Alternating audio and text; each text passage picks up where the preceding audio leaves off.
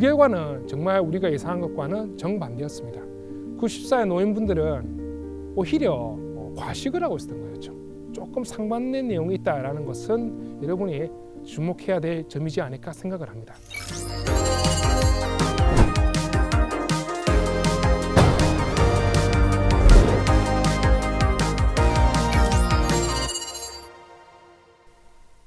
안녕하세요. 아주대학교 생명과학과 빈보모 교수입니다.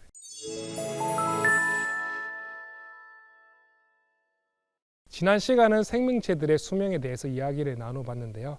이번 시간에는 장수물질 연구와 그리고 항노화 화장품에 관한 이야기를 나눌까 합니다. 현대사회에서 이제 과식은 건강을 해치고 소식은 건강에 좋다 이런 말이 많이 있죠.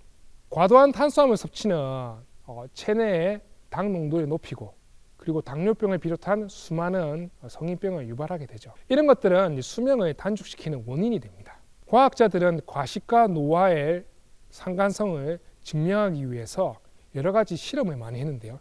특히 원숭이와 그리고 여러 마우스와 같은 동물 실험을 진행하였습니다.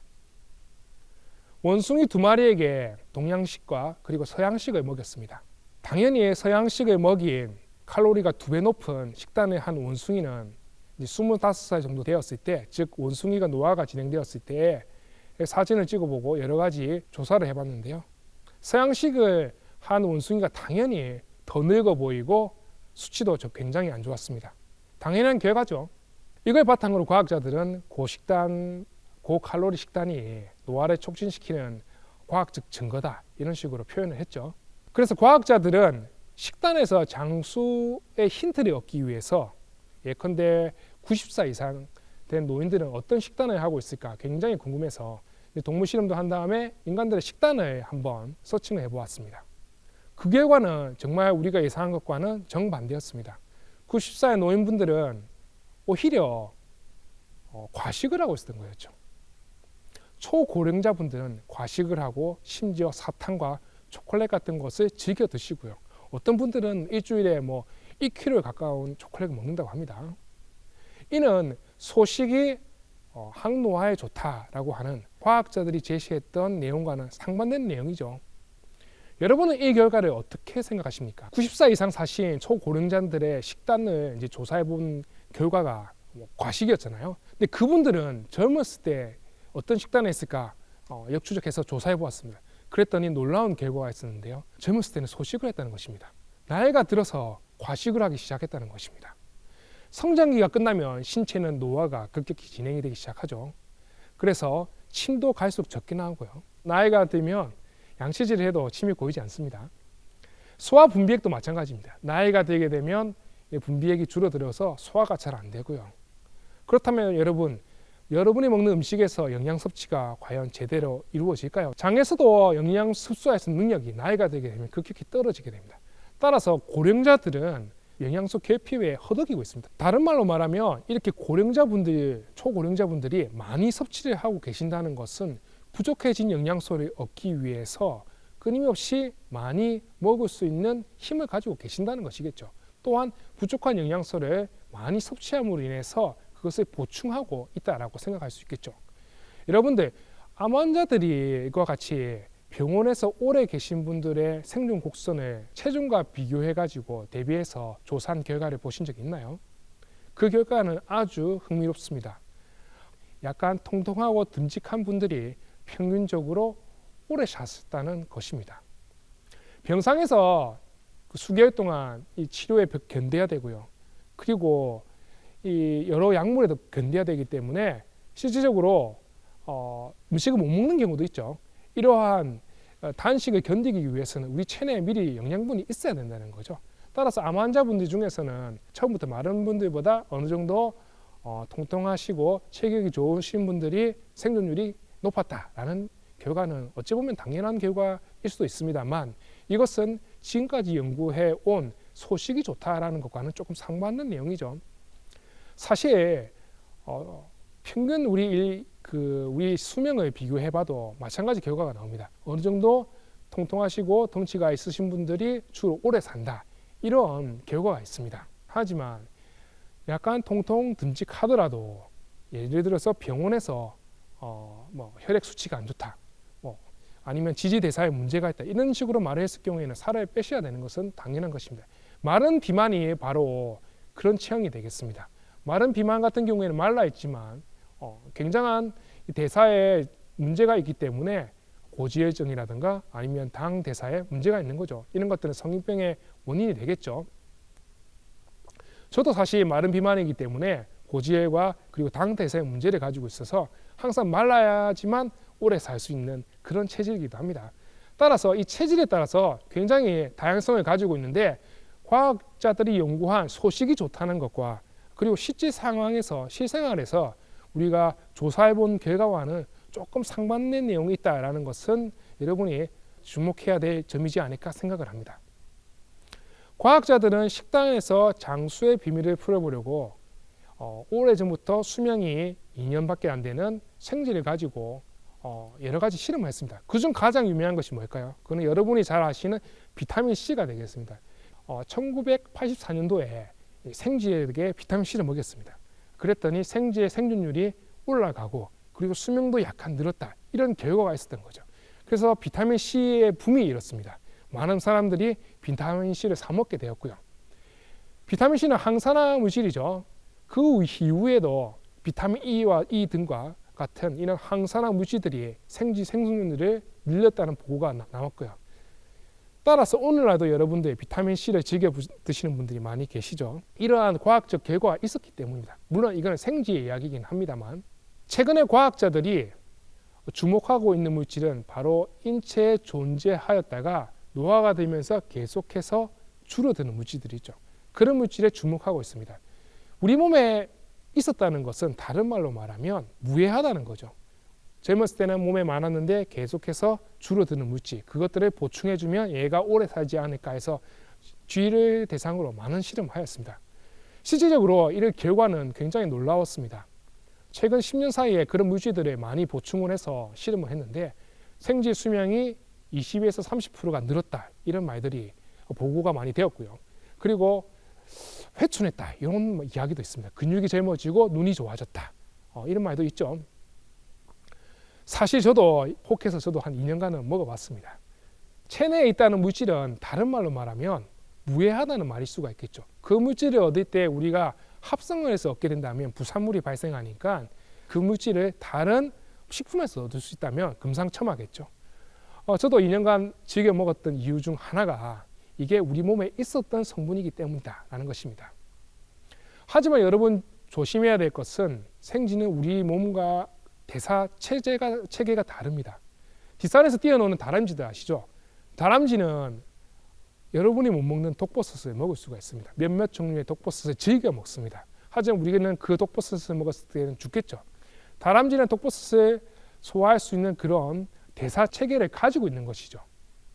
하지만 우리 인간은 그렇지 못하다는 것입니다. 따라서 쥐 실험이 모든 이런 식품에 대한 실험을 잘 증명하는 것이라고는 생각될 수가 없습니다. 우리는 인간이기 때문이죠. 어찌 보면 인간이 가장 정제되어 있는 음식을 먹는 것일 수도 있습니다. 왜냐하면 우리는 요리를 하죠. 요리를 하게 되고 그리고 굉장히 그 위생도 챙기게 되는 거죠.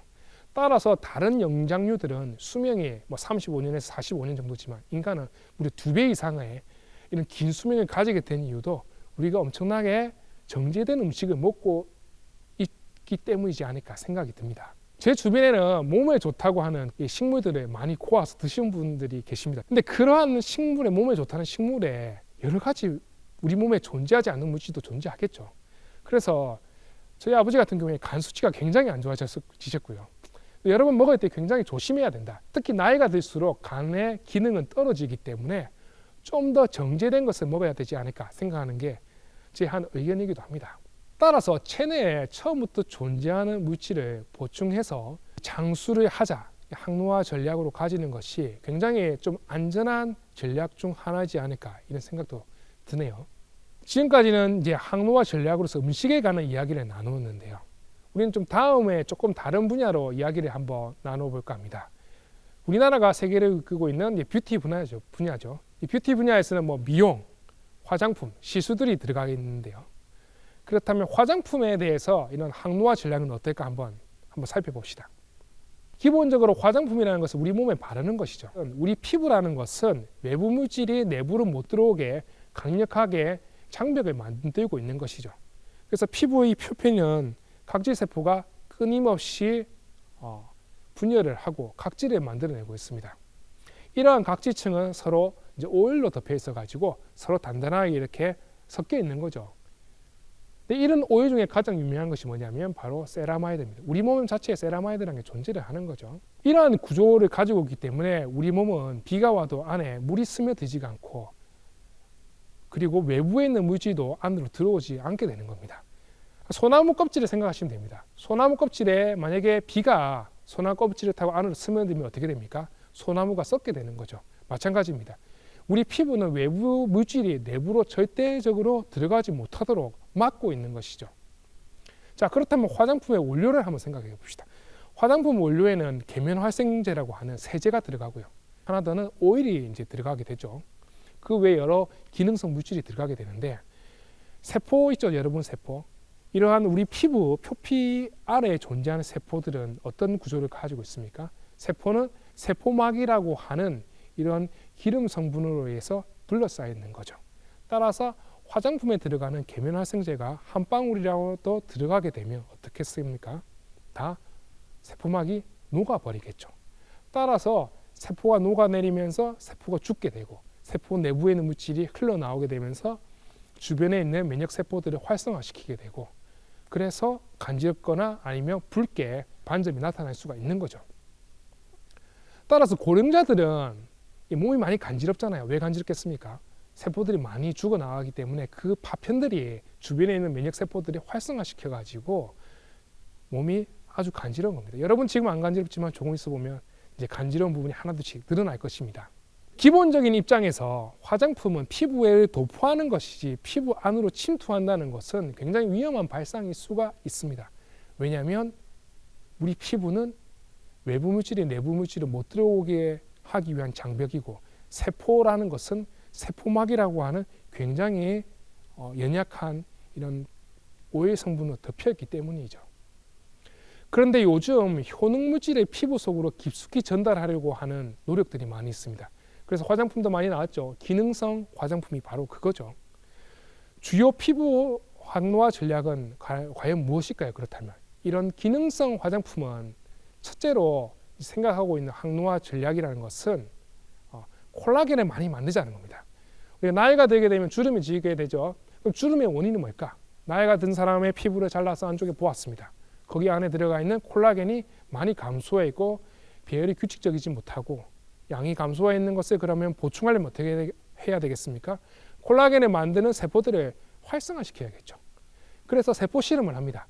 세포에 처리를 해서 콜라겐을 많이 만드는 그런 물질들을 우리 몸에 발라가지고 피부를 투과시켜서 들어가서 세포에 전달하게 되면 세포가 콜라겐을 만들겠죠. 그런데 만약에 피부 아래에 있는 세포에 이것이 전달되게 된다면, 다른 말로 화장품 성분이기 때문에 화장품 원료인 계면활성제도 들어갈 수가 있고, 그리고 그 외에 오일도 들어가게 되겠죠. 그렇다면 세포에게 데미지가 올 수밖에 없겠죠. 따라서 이런 항노화 기능성 화장품을 만든다는 것은 굉장히 어려운 발상이기도 합니다. 그리고 위험한 발상이기도 하고요. 그리고 콜라겐을 만드는 성분을 우리가 세포 실험을 해서 발견을 했고, 그걸 갖다가 화장품에 섞었습니다. 그런데 그것은 근본적인 항노화 전략일까요? 세포가 늙어 있습니다. 우리 몸은, 늙은 사람은. 그래서 콜라겐을 잘 못 만들어요. 그래서 그 세포를 약물에 처리해가지고 콜라겐을 많이 만들도록, 과하게 일하도록 우리가 유도를 한 겁니다. 그렇다면 그 세포는 과하게 콜라겐을 만들기는 하겠죠. 하지만 더 지치지 않을까요? 오히려 더 빨리 늙을 수도 있습니다. 예컨대 세포를 우리가 키우다가 여러 가지 자극을 하잖아요. 그러면 세포 안에는 산화 스트레스와 여러 가지 쓰레기가 쌓여가지고 세포 노화가 촉진되는 결과도 우리가 잘 볼 수가 있습니다. 하물며 외부에서 화장품 원료에 섞어가지고 우리가 발랐을 경우에 화장품 원료도 들어가게 되고, 그리고 기능성 물질도 들어가게 되는데, 이것은 굉장히 세포에게는 스트레스가 되지 않을까, 이런 생각을 할 수밖에 없습니다. 이만큼 항노화 기능성 화장품을 만드는 것은 굉장히 어려운 일이라고 생각하시면 되겠습니다. 화장품에 들어가는 여러 성분들 있죠. 기능성 성분들. 이런 것들이 만약에 우리가 발랐을 경우에 어떤 해가 있었습니다. 근데 그 해에 대한 인과관계 증명하기도 굉장히 어렵습니다. 예컨대 우리가 그 가습기 살균제의 인과관계 증명하기도 굉장히 어려웠죠. 오랜 기간에 축적되면서 그 결과가 우리 인체에 나타났을 경우에 그 증명하기라는 것은 굉장히 어렵습니다. 이만큼 기능성 화장품을 개발하는 데 있어서는 수많은 시행착오와 그리고 어찌 보면 너무 어려운 이 답을 찾고 있는 것이지 않을까 생각도 들죠. 하지만 우리가 이전 시간에 이야기를 나눴듯이 우리 몸에 존재하던 물질들을 얼굴에 바른다면 어떨까요? 약간 더 안심이 되지 않을까요? 그 중 하나가 여러분이 가장 잘 아는 세라마이드입니다. 세라마이드는 원래 피부에 있던 오일 성분이었던 거죠. 따라서 이 세라마이드를 바르거나 이런 오일 성분을 바르게 되면 원래 피부에 있는 물질이기 때문에 이 피부 표피에 잘 스며들어서 보습 효과를 엄청나게 잘 누릴 수 있어서 요즘 아토피나 여러 민감성 피부에 많이 이게 쓰이는 겁니다. 원래 피부에 있었기 때문에. 피부에 원래 있던 물질, 우리 체내에 원래 있었던 물질이라는 것은 굉장히 안전한 물질이다 이렇게 생각할 수 있겠죠. 따라서 화장품을 연구하는 지금 분들도 될 수 있으면 천연물이고 그리고 될 수 있으면 우리 몸에 존재하던 물질들을 보충해주자라는 개념으로 돌아서고 있습니다. 기존에 우리 체내에 있는 물질들을 많이 보충하자는 게 많이 트렌드가 되었는데요. 그렇다면 이런 체내에 있는 물질과 능력치를 최대한으로 활용하는 것이 뭐냐고 한다면 이게 바로 또 피부과 시술이고 마사지가 되겠습니다. 정교하게 개발된 많은 레이저들이 있죠.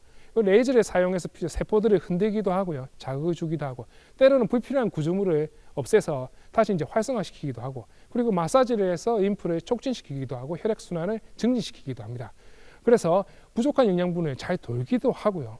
궁극적으로는 이러한 노력들의 결과 세포들이 좀 더 원래부터 가지고 있었던 능력치를 좀 더 발휘할 수 있게 하는 것도 이런 시술과 마사지의 일환이라고 생각할 수가 있겠습니다. 물론 이것과 적절한 이런 기능성 화장품이 개발된다면 정말 좋은 것이겠죠. 물론 시술과 마사지에서 좋지 못한 것들도 있습니다. 바로 과하게 된다면 이것은 세포 노화를 촉진시킬 수가 있겠죠. 과한 자극이 반복되게 된다면 세포 내부에서 산화 스트레스도 쌓이게 되고 그리고 또한 세포가 파괴가 될 수도 있고요. 마사지를 심하게 받으면 근육통이 오래 가는 경우도 있죠. 세포가 파괴되면 세포의 파편들이 주변 면역 세포도 활성화시키고 또한 노폐물도 쌓여서 그것을 없애려고 하는 메커니즘도 활성화되게 되겠죠. 아직까지는 궁극적으로 이 피부 세포의 노화를 막을 수 있는 방법이 역시 없습니다. 최근에 이 장수 연구가 좀 더 바뀌어서 이 피부에서 항노화 연구 전략을 먹었을 때 수명 연장이 되는 물질들을 피부에 발라서 피부 세포의 이런 수명을 한번 늘려보자 이런 연구를 많이 하고 있습니다. 그래서 먹어서 수명이 연장되었던 물질들을 발라서 수명을 연장, 우리 피부 속에 있는 수명을 연장시켜보자. 이게 새로운 항노화 화장품을 만들 수 있다는 그런 전략이 되겠습니다. 관점을 달리해서 보면 소모성 물질들은 보충하여 하고 빨리 늙지 않고 정상적으로 늙도록 보조하는 것이 지금 항노화 피부 전략이지 않을까 생각이 드는데요. 건강하게 오래 산다는 것과 피부가 좋아 보인다는 것은 같은 느낌으로 다가오는 것은 비단 저뿐만 아닐 거라고 생각이 듭니다. 항노화, 오랫동안 살자는 것과 피부가 우리가 젊게 보이자는 것과 이게 개념을 같이 가져야 되는 시점에 온 거다라고 생각이 듭니다. 피부가 늙어가도 변하지 않는 것이 있습니다. 그게 바로 뭐죠? 우리들의 마음이지 않을까 생각을 합니다. 여러분 부모님 마음도 여러분이 때랑 마음을 가지고 있고요. 그리고 90세 할머니도 20대 때 마음을 가지고 있습니다. 그리고 저 또한 고등학교 때 마음을 가지고 있고요. 우리 인간이 진화하면서 오직 늙지 않는 하나를 가지게 되었다는 것이 바로 마음이지 않을까 생각이 듭니다. 그런 마음을 이제 소중히 간직해야 되지 않을까 생각을 합니다. 오늘 강연은 여기서 마치도록 하겠습니다. 감사합니다.